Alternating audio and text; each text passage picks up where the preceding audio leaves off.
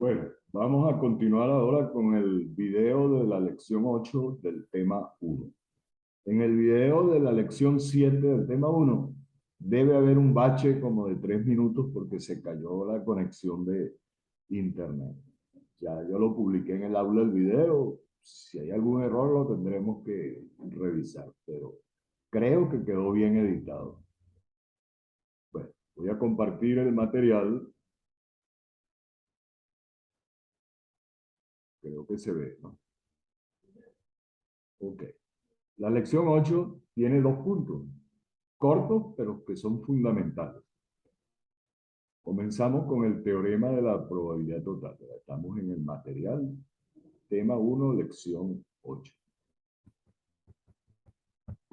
Supongamos que tenemos un experimento aleatorio con espacio muestral S. Vamos a llamar a sub 1, a sub 2, hasta a sub K, una partición de ese espacio muestral, y B es algún otro evento de ese espacio muestral. Recuerden que ya hemos definido lo que es una partición. Ahí en el diagrama de Venn lo ven. Las franjas rectangulares son los eventos A1, A2 hasta sub K. ¿Eso qué significa? Que cuando realizamos el experimento, el resultado pertenece a sub 1 o a sub 2 o punto suspensivo a sub K. Es decir, cuando realizamos el experimento, necesariamente ocurre o A1, o A2, o A3, o puntos suspensivos a sub K. Pero solamente uno de ellos, porque allí vemos que que esas franjas rectangulares son disjuntas. Es decir, los A sub I son mutuamente excluyentes 2 a 2. Lo que está dentro del círculo son las intersecciones de los eventos A sub I con el evento B, que es el círculo azul. Entonces, esa es la regla. ¿Cómo identificamos que una colección de eventos es una partición? Cuando al realizar el experimento necesariamente ocurre alguno de ellos, pero solamente uno de ellos. Es decir, los A sub I son exhaustivos, agotan todas las posibilidades. El teorema de la probabilidad total nos establece que la probabilidad del evento B es esa que está allí. La suma de las probabilidades de los A sub I por las probabilidades condicionales de B dado A sub I. Del diagrama de Venn de arriba, ¿verdad? Esta es la demostración. Se puede ver fácilmente que el evento B es la unión. No sé, un cambiecito aquí. Hay algunas correcciones de estilo, ¿verdad? Pero eso no importa. Ok. Déjenme guardar esa corrección de allí.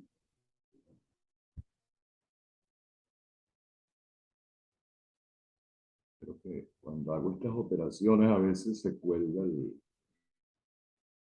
computador. Ya regresamos.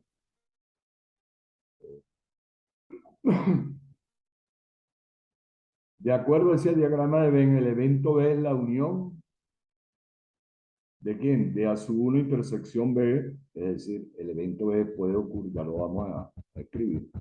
El evento B es la unión de A1 intersección B con A sub 2 intersección B, puntos suspensivos, A sub K intersección B. Es decir, el evento B, de acuerdo al diagrama, puede ocurrir con A1 o con A2 o con A sub K. Alguna de esas intersecciones pudiera ser vacía. Este es el caso general. Eso no está excluido. Que alguna de esas intersecciones de los A sub I con B sea imposible. Ahora, esos eventos son mutuamente excluyentes por pareja, entonces la probabilidad de B es la suma de las probabilidades de las intersecciones.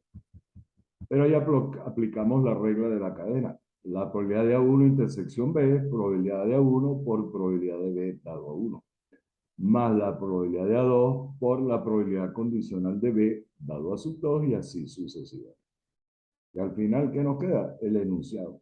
Suma de las probabilidades individuales de los A sub i por las probabilidades condicionales de B dado A sub i.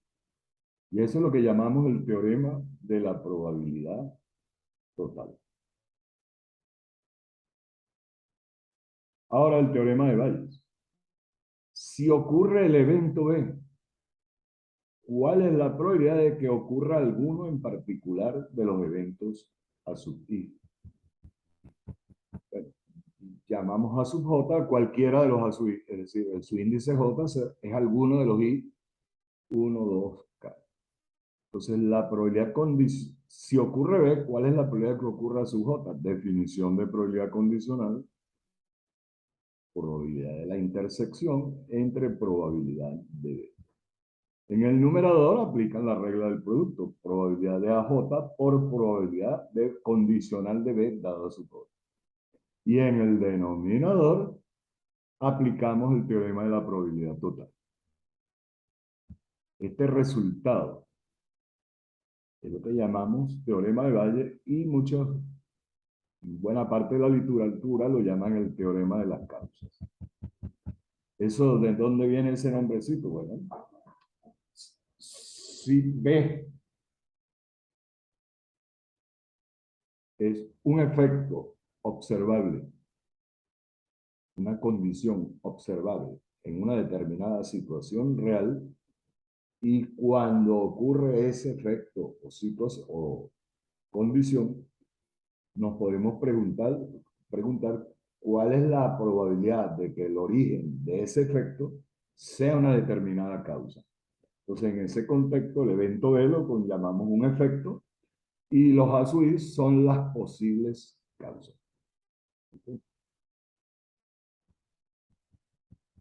Aquí hay varios ejemplitos, no los voy a hacer todos.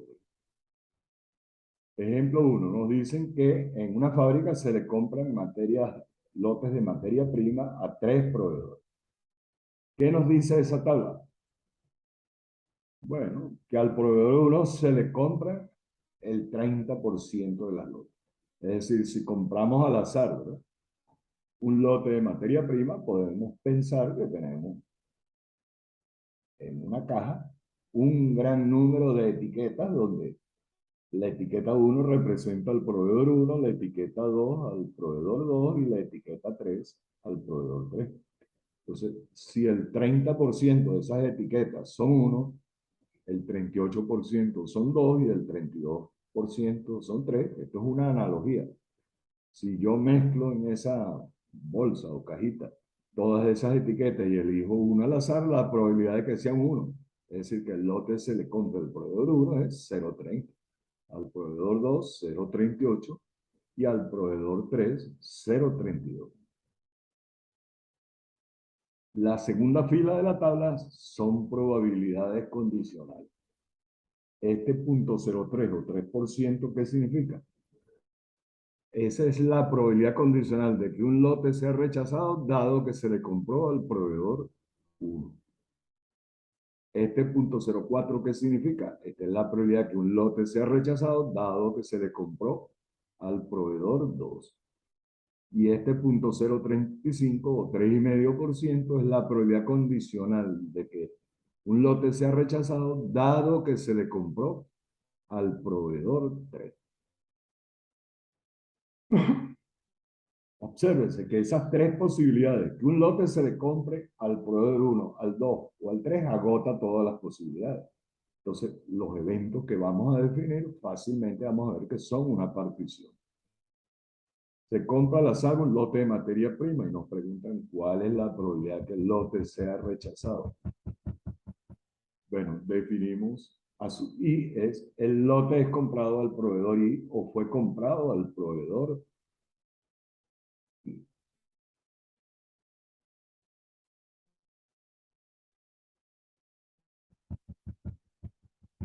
Entonces hay 3 posibilidades, I vale 1, 2, 3. Y el evento E es que el lote sea rechazado.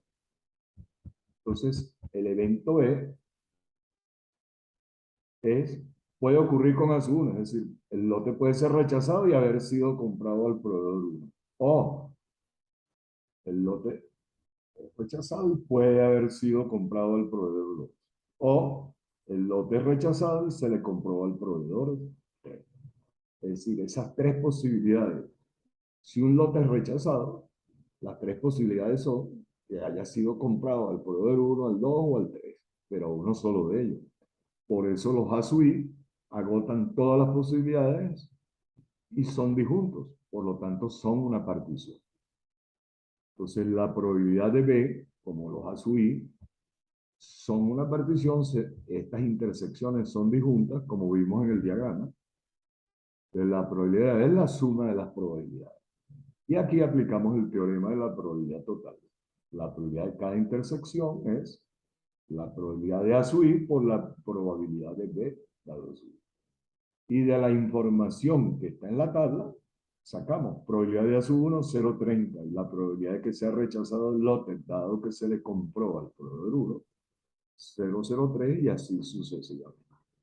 Entonces, la probabilidad de que un lote sea rechazado es 0,0354. Es decir, mientras que en la pregunta B nos piden si el lote es rechazado, es decir, bajo la condición de que el lote es rechazado, ¿cuál es la probabilidad? Si alguien nos informa de que un lote fue rechazado, yo me puedo preguntar cuál es la probabilidad que se le haya comprado al proveedor 2. En el contexto de lo que hablábamos anteriormente, el evento B, que un lote es rechazado, es un efecto. Y que le haya sido comprado al proveedor 2 es una causa. Entonces, la probabilidad condicional de A2 dado B es la probabilidad de la intersección entre la probabilidad de B. En el numerador, regla del producto, y en el denominador, regla de la probabilidad total. Simplemente sustituir valores en 0,4294. Fíjense que yo hice un cálculo directo. Yo ni siquiera estoy diciendo que apliqué el teorema de Bayes, pero es lo que estamos aplicando. Vamos al ejemplo 2. Para una región del continente, uno de cada 1000 adultos, de acuerdo a las estadísticas, se contagia de cierta enfermedad viral. Entonces hay una prueba de diagnóstico que tiene las siguientes características. Cuando un individuo tiene la enfermedad y se le hace la prueba de diagnóstico, un 99% de las veces el resultado de la prueba es positivo. Mientras que si un individuo es sano, es decir, si no tiene la enfermedad, un 2% de las veces la prueba dará un resultado positivo. Esto es lo que se llama un falso positivo. Vamos a considerar que esa población eso es una estadística, ¿verdad? 1 en 1000 sería la probabilidad de que cualquier adulto en esa población tenga la enfermedad. Pero podemos considerar que esa población es tan grande que la podemos ver como una población infinita, de tal forma que cuando elijo al azar uno cualquiera, 1 en 1000 será la probabilidad de que el individuo escogido tenga la enfermedad. Perdón, será la de que tenga la enfermedad. Entonces nos dicen, si aplicamos la prueba a un individuo elegido al azar, ¿cuál es la prueba de que el individuo realmente tenga la enfermedad? Entonces los eventos apropiados son A, el individuo tiene la enfermedad, A, complemento, el individuo está sano, no tiene la enfermedad. Y B, que el resultado de la prueba es positivo. Ojo, ese 1 entre 1000 es una frecuencia relativa histórica. Cuando elegimos una persona al azar, como la población es muy grande, nosotros lo que estamos asumiendo es que cualquier individuo en la población, ese 1 entre 1000, al estar basado en una infinidad de datos, esa frecuencia relativa de 1 en 1000 es el valor límite de la probabilidad de que un individuo escogido al azar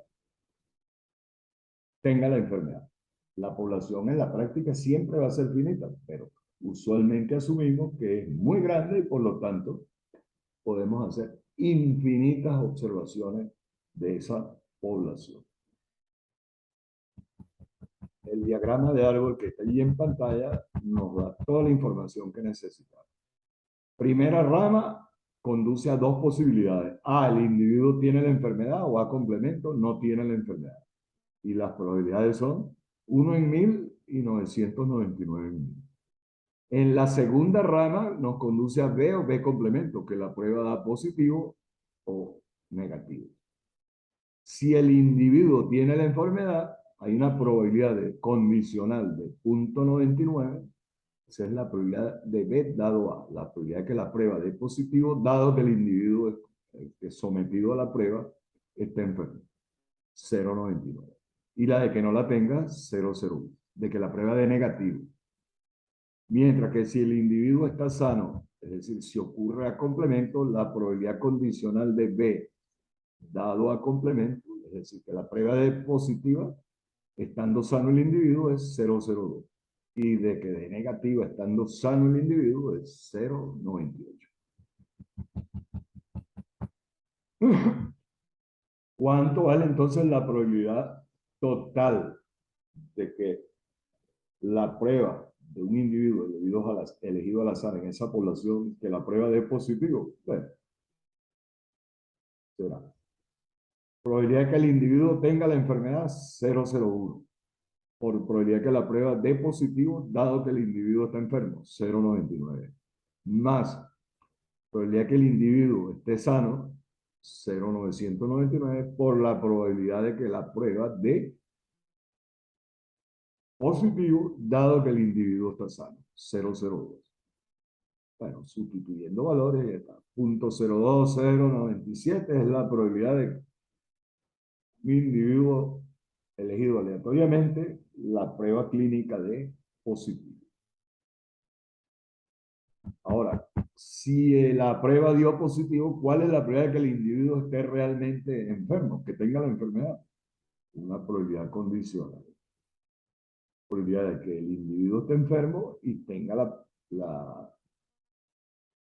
enfermedad, perdón, de que el individuo tenga la enfermedad y la prueba de positivo. Eso es 0.000099. Entre la probabilidad total de que la prueba de positiva. Que hay algo raro. Vamos a ver aquí. No, está bien. El numerador de dónde salió, probabilidad de A, que es, ¿cuánto? 0.01 por probabilidad de B dado A, 0.99. Entonces, esta es la probabilidad condicional de que si un individuo, su prueba clínica da positivo, ¿cuál es la probabilidad que realmente esté enfermo? 0.0472. Ojo, usamos el teorema de Bayes y ni siquiera lo mencionamos.